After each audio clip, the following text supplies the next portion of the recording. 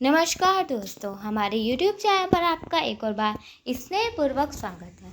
तो आज हम आपके लिए लाए हैं एक और महत्वपूर्ण जानकारी, पूर्व कर्मचारी की बल्ले बल्ले। तो इस वीडियो के ज़रिए हम आपको बताने जा रहे हैं कि पूर्व कर्मचारियों के लिए बल्ले बल्ले। तो चलिए बात करते हैं हम बल्ले बल्ले के बारे में। 58,275 पूर्व कर्मचारियों को दी जाएगी पेंशन। रक्षा मंत्रालय की पेंशन शुरू करने के आदेश। तो जैसा कि मैंने अभी आपको बताया है कि 58,275 पूर्व कर्मचारियों को पेंशन दे जाने के रक्षा मंत्रालय के द्वारा आदेश जारी किए गए हैं। तो हम इस पर चर्चा करेंगे इसी वीडियो में। तो तब तक आप हमसे अंत तक बने रहें ताकि हम इस प्रकार की जानकारी आपको पूरी दे सकें। चलिए बात करते हैं जानकारी के बारे में। इससे पहले अगर आपको हमारी वीडियो पसंद आए, वीडियो को लाइक करें और अगर आप हमारे चैनल पर नए हैं तो चैनल को सब्सक्राइब करें। चलिए बात करते हैं जानकारी के बारे में। भारतीय सेना से रिटायर हुए कई अधिकारियों और जवानों को पेंशन मिलने में दिक्कत हो रही थी। कुछ की पेंशन 2 महीने से नहीं आई तो कुछ को 1 महीने की पेंशन नहीं मिली, यानी कि कुछ लोगों की पेंशन 2 महीने की नहीं आई तो किसी की 1 महीने की रोक ली। तो चलिए बात करते हैं आगे। रिटायर्ड अधिकारियों ने अपनी बात रक्षा मंत्रालय तक पहुंचाने के लिए सोशल मीडिया का सहारा लिया है। कई रिटायर्ड अधिकारियों ने इस संबंध में ट्वीट किया है कि और नाराजगी जाहिर की है। तो कुछ जो अधिकारी हैं उन्होंने ट्वीट किया है और उस पर जो है नाराजगी जाहिर की है। रक्षा मंत्रालय ने 24 घंटे के भीतर इस मामले में राहत दी। तो रक्षा मंत्रालय ने भी इस पर 24 आवर जो है वर्क करा। रक्षा मंत्रालय ने कहा कि 58,275 पूर्व सैनिकों के जीवित प्रमाण पत्र वेरीफाई नहीं हुए थे। यह पिछले साल नवंबर तक होने थे, लेकिन अब उन्हें 25 मई तक का वक्त दिया गया है।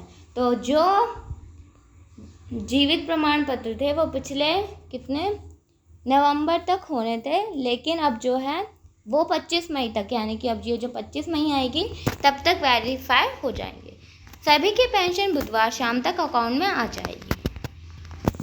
दरअसल पेंशन के नए सिस्टम की वजह से ये दिक्कतें आई। एक अधिकारी ने बताया कि पेंशन देने की जिम्मेदारी principal controller of defence accounts यानी कि पेंशन PCDAP की है, जिसका ऑफिस इलाहाबाद में है।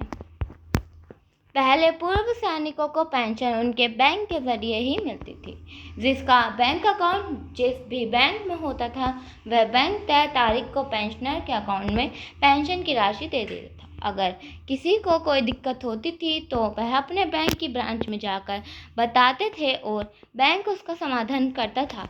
साथ ही बैंक इस इंतज़ार में नहीं रहते थे कि सरकार से उसके अमाउंट में पेंशन की राशि क्रेडिट हुई है या नहीं।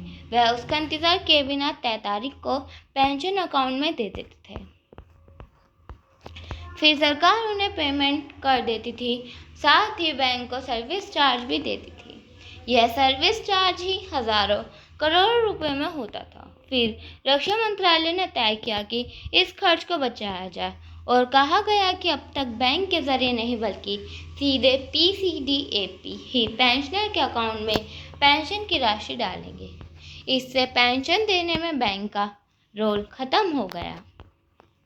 सरकार ने पेंशन के लिए एक नया पोर्टल बनाया।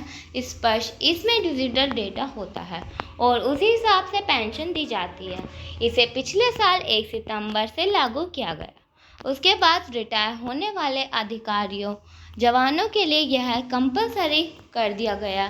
साथ ही जो पूर्व सैनिक पुराने सिस्टम के जरिए पेंशन ले रहे थे उन्हें भी धीरे धीरे नए सिस्टम में माइग्रेट करना शुरू किया गया। सभी पेंशनर्स को नवंबर के महीने में जीवित प्रमाण पत्र देना होता है।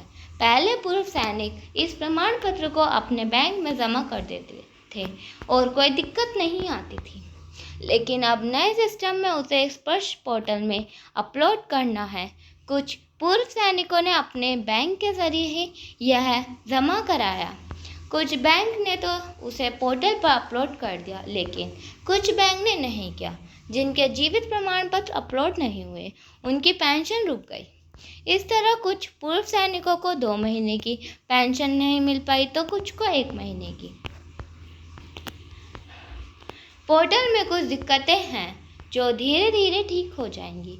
मेजर जनरल अशोक कुमार कहते हैं कि स्पर्श के पोर्टल में सॉफ्टवेयर रिलेटेड कुछ दिक्कतें आ रही हैं। तो जैसा कि मैंने अभी बताया है कि मेजर जनरल जो रिटायर्ड हो चुके हैं अशोक कुमार ने कहा कि पोर्टल में सॉफ्टवेयर रिलेटेड कुछ दिक्कतें आ रही थी, जो उम्मीद है कि धीरे धीरे ठीक हो जाएगी। उन्होंने कहा कि अब शायद उम्मीद है कि वो भी ठीक हो जाएंगे जल्दी। उन्होंने कहा कि बहुत सारे लोग हैं जो टेक्निक को लेकर इतने फ्रेडिल नहीं हैं। ऐसे में पूर्व सैनिकों को दिक्कत से बचाने के लिए PCDA-P को प्रोएक्टिव होना चाहिए। जब कोई भी नए सिस्टम में माइग्रेट हो रहा है तो उसकी पूरी जानकारी दी जानी चाहिए। अगर तय वक्त में किसी का सर्टिफिकेट नहीं मिला तो उन्हें फ़ोन कर इसकी जानकारी दी जानी चाहिए ताकि किसी की पेंशन ना रुके। अगर PCDA-P प्रोएक्टिव हो जाए तो यह सारी दिक्कतें दूर हो सकती हैं। वहाँ कॉलिंग लाइन बढ़ाई जानी चाहिए, क्योंकि पहले सब अपने बैंक ब्रांच में जाकर बात कर लेते थे, लेकिन अब सबको किसी भी दिक्कत के लिए इलाहाबाद ऑफिस बात करनी होती है। तो जैसे कि मैंने अभी आपको बताया है कि मेजर जनरल अशोक कुमार जी ने कहा है कि काफ़ी कुछ चीज़ें हैं जो वहाँ सुधारनी चाहिए, जिससे कि जो हमारा PCDA-P को प्रोएक्टिव हो जाना चाहिए। तो उन्होंने ये बताया है। तो इस वीडियो के ज़रिए हमने बस आपको ये इतनी बात बताई है। अगर आपको इसकी जानकारी आगे चाहिए तो हमसे बने रहें। तब तक के लिए आप स्वस्थ रहें और धन्यवाद।